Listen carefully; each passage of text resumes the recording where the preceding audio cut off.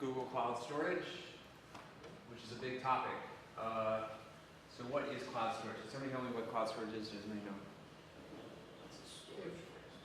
If anybody knows what S3 is, it's the Google equivalent of S3. But basically, you give it a bucket name, and you basically get one directory.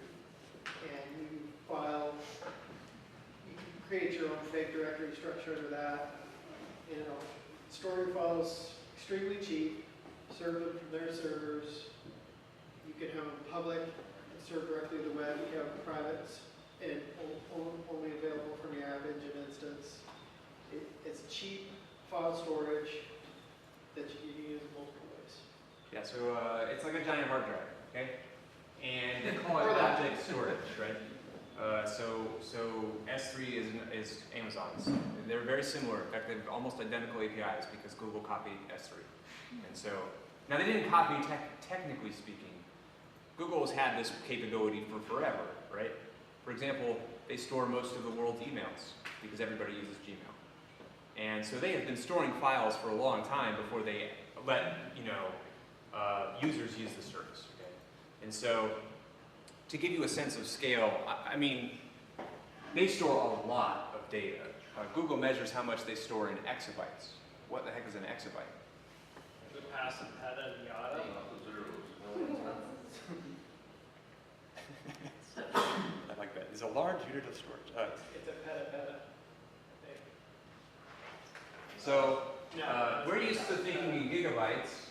A terabyte's 1,000 gigabytes. So you can get terabyte hard drives today. A petabyte is 1,000 terabytes. And an exabyte is 1,000 petabytes. So it's 1,000,000 terabytes, or 1,000,000,000 gigabytes. And apparently Gmail is in the low exabytes of storage. Right? And so that's a lot of data. Right? So when you think about it, for all the world's emails, buying 1,000,000 1 terabyte drive is not too bad. Yeah, well, so here's the challenge. With that much data, they don't lose any of that data, okay? Even in some of their worst outages, they have never lost like people's emails. And so that's an incredible accomplishment. So a couple years ago, Amazon had a blog post where they talked about S3, which is more popular than Google Cloud Storage for this kind of stuff, but they're very similar. And they talked about how they house 2 trillion objects. 2 trillion files, that's what they're holding in S3 right now. They have never lost a single one of them, right? And that's a pretty amazing accomplishment. And the scale is just sort of unbelievable, like when you think about it. It's like, wow, what is 2 trillion objects, right? They're like, that's one object made every minute from the beginning of time, right? It's just like, that's a lot of stuff. And it's just growing, right? It's like the kind of thing where every year there's more data made than all the time or whatever. It's cat pictures. It's a lot of data. And so the reason we use something like cloud storage is doing this yourself, like with hard drives and stuff. You can certainly do it. It's expensive up front, and you will not be as reliable as what they're capable of doing. And you also won't scale, right? So one of the issues with, you get a really, really big hard drive, it used to be that you could like clone that entire hard drive, and that'd be a relatively painless process.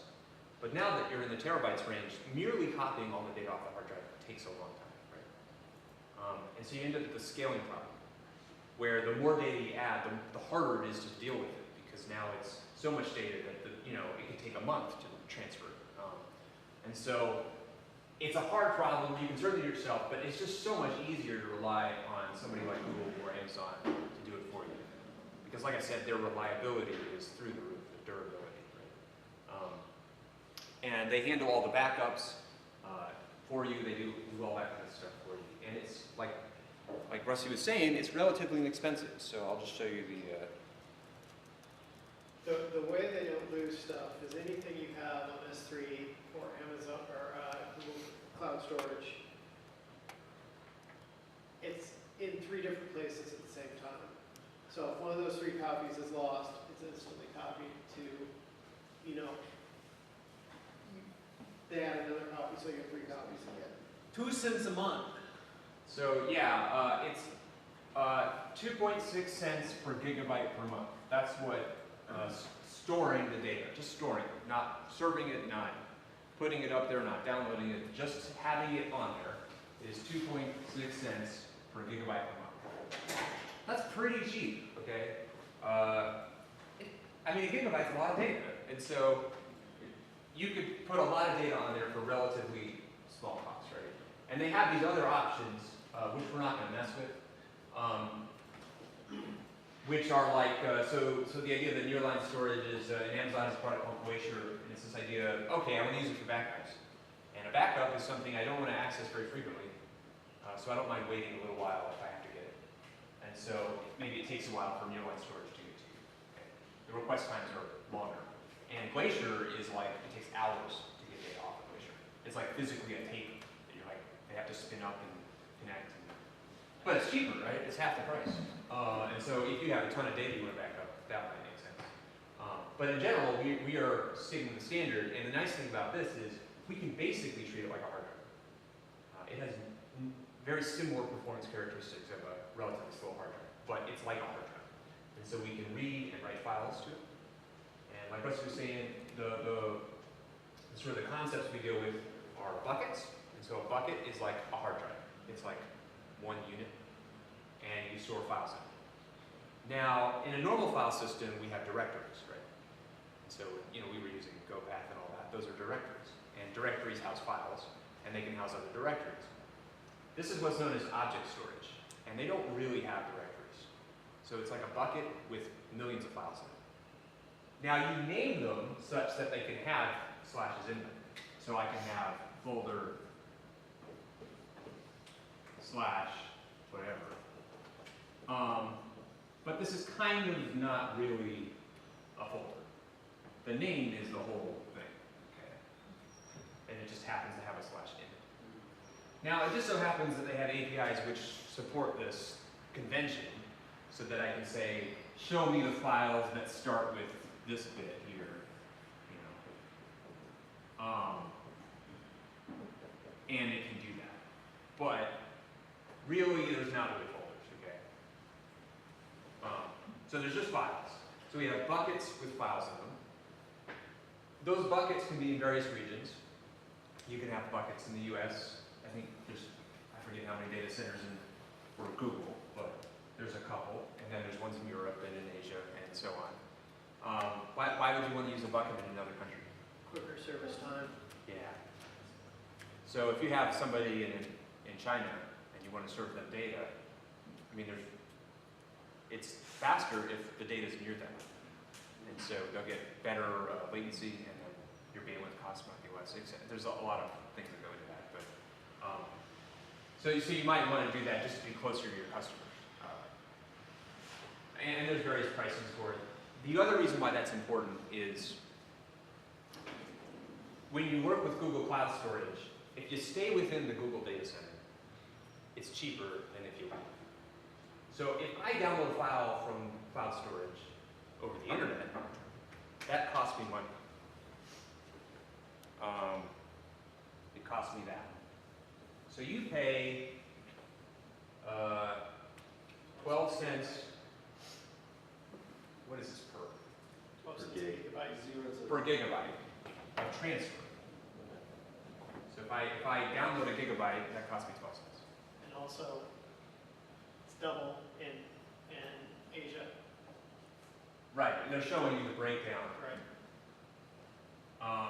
But if I download a gigabyte of data to App Engine or to a virtual machine, it's free. Ingress is free. So if you stay within Google, it's free. Once you leave Google, you pay for it, right? And so the other reason why we want to store a bucket is to put it wherever we're hosting our server. Okay. And you can choose where you run your App Engine and stuff. But the point is that that's the other reason why you might want to care where your bucket is hosted. And it'll be much lower latency. Yeah, but just think of it as a big hard drive. It's on the cloud, you know, it's just out there, backed up by Google, and like I said, they don't lose anything.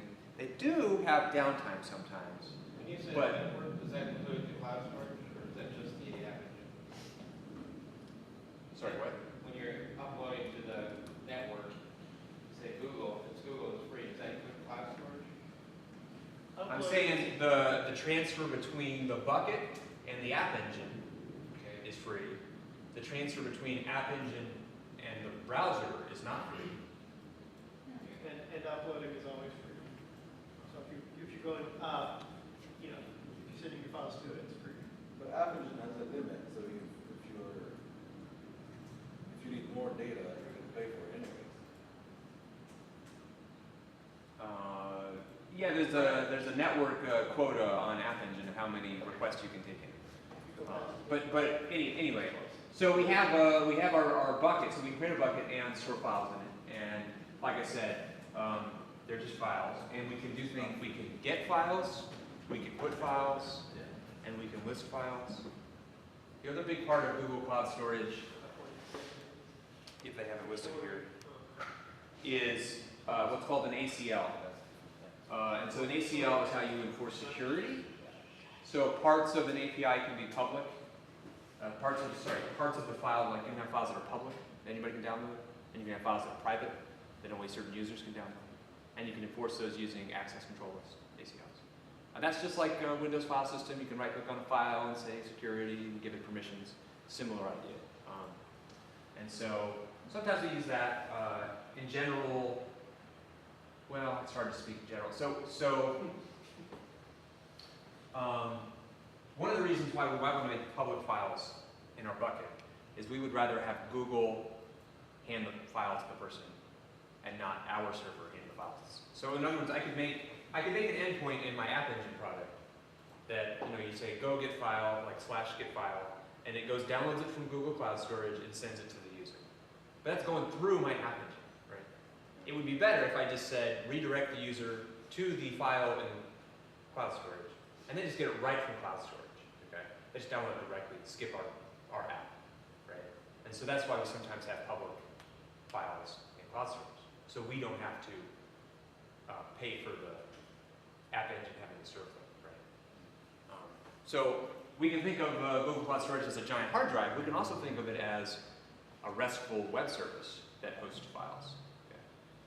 Because it also has this HTTP, you can just download files from it. What kind of web service? RESTful, like it has nice URLs, right? We'll see some of that. And so, any questions about why we want Google Cloud Storage? So we host files on it. Why do we need that? Because App Engine, we can't write to the file system. App Engine's a read-only file system.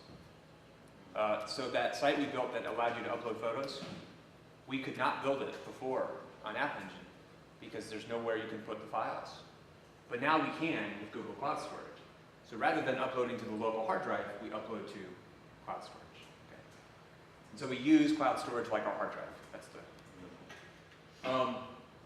Okay, so let's look at the API because it's actually not that big. So this is Google Golang.org/cloud/storage. This is not under App Engine.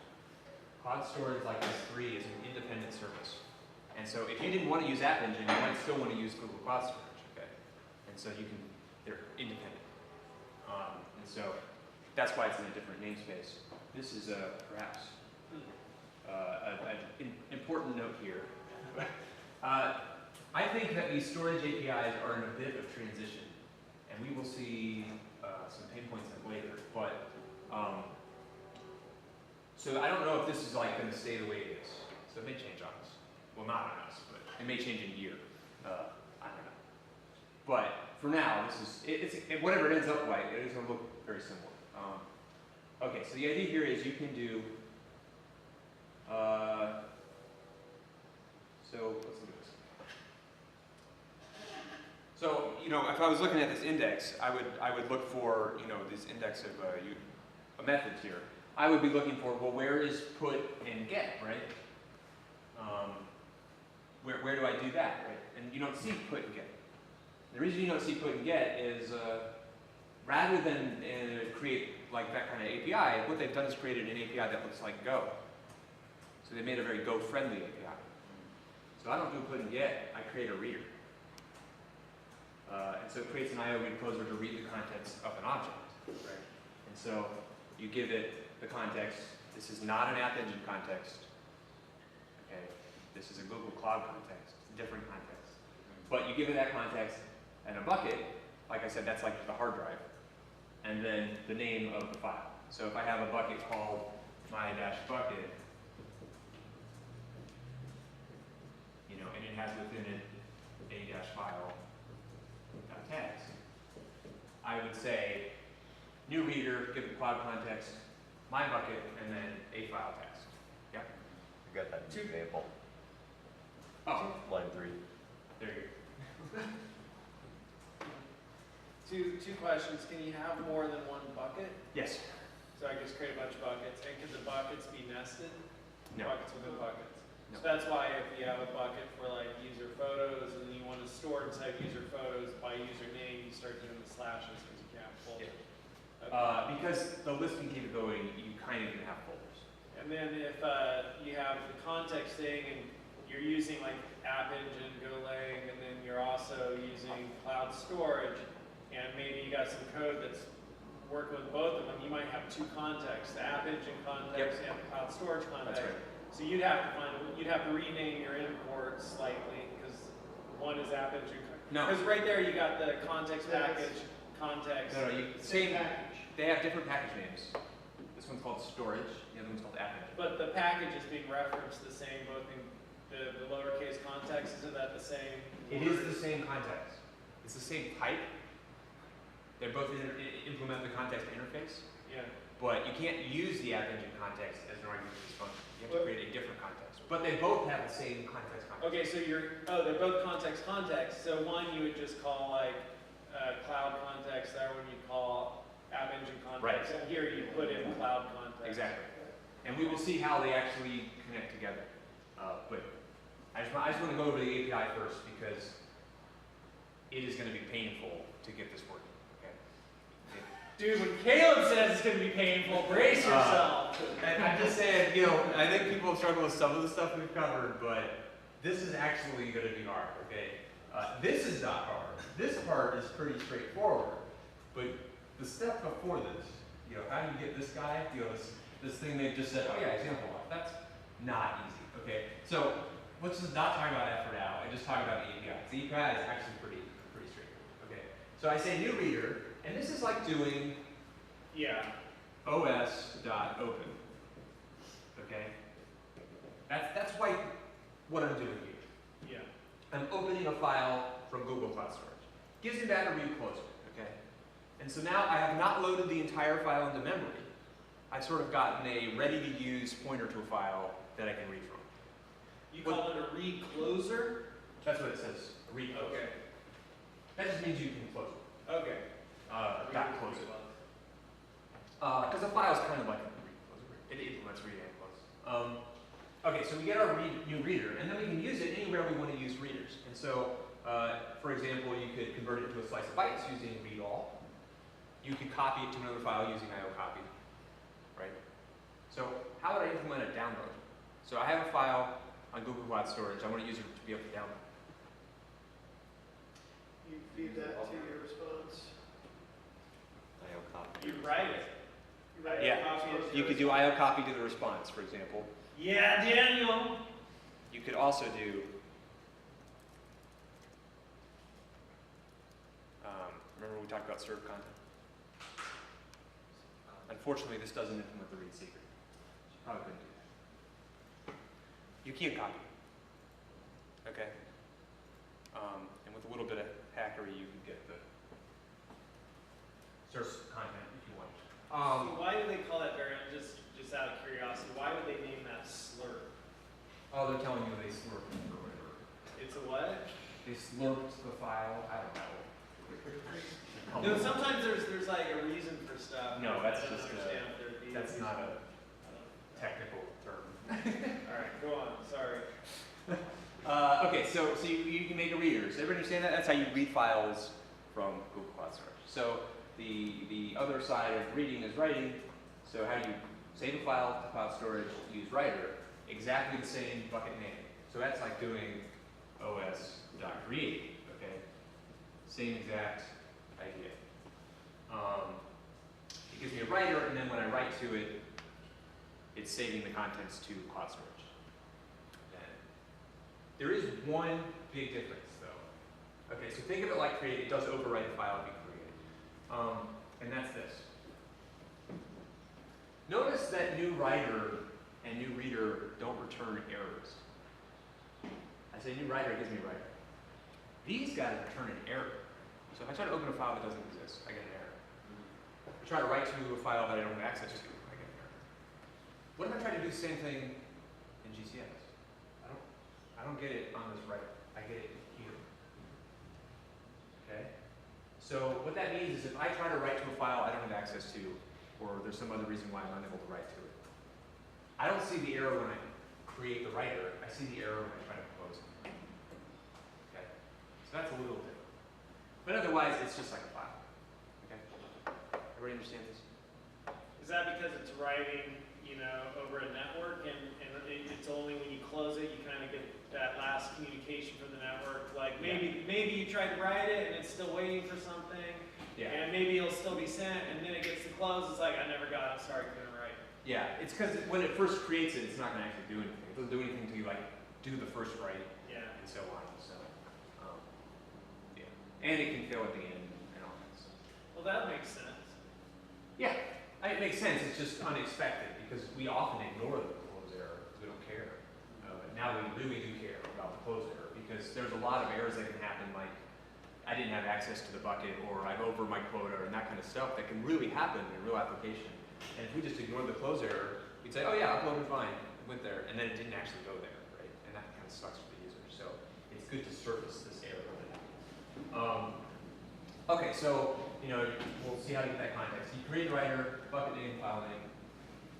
We can add a content type, and that can tell Google Cloud Storage when you download a file from it what kind of file it is. So we might want to set that. We don't have to, but that's nice. Here's the ACLs. Remember, access controls.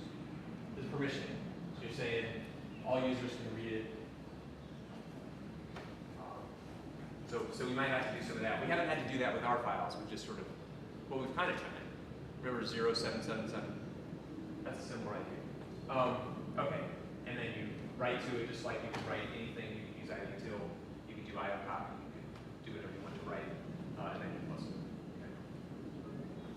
So very much like OS Open, same, which is great because that means we're working with them like they're files. And the closer they are to a file system, the easier they are for us to use. Because we're used to working with files, and so we're just translating into Google Storage. Okay. Any questions so far? Okay. I think that's enough for now. What we're going to do, there's also lists, but we'll talk about it in a second. Well, I wish it would be only a second. It's not. I'm going to show you how to get this set up. Okay. And before you jump on that, I do have one question. Can you say the ACL thing again? How did ACL, what is it? It's permissioning of the files. Okay. Remember how I said something can be public, something can be private? Yeah, okay. That's what that's doing. It. I missed that part. Access control list. Access control list. Awesome. I hear ACL and I start thinking, oh, you tore your ACL. Yeah. But it's a general concept. You can even in Windows, like I said, you right click on any file in Windows and you can see it. Yeah, got it.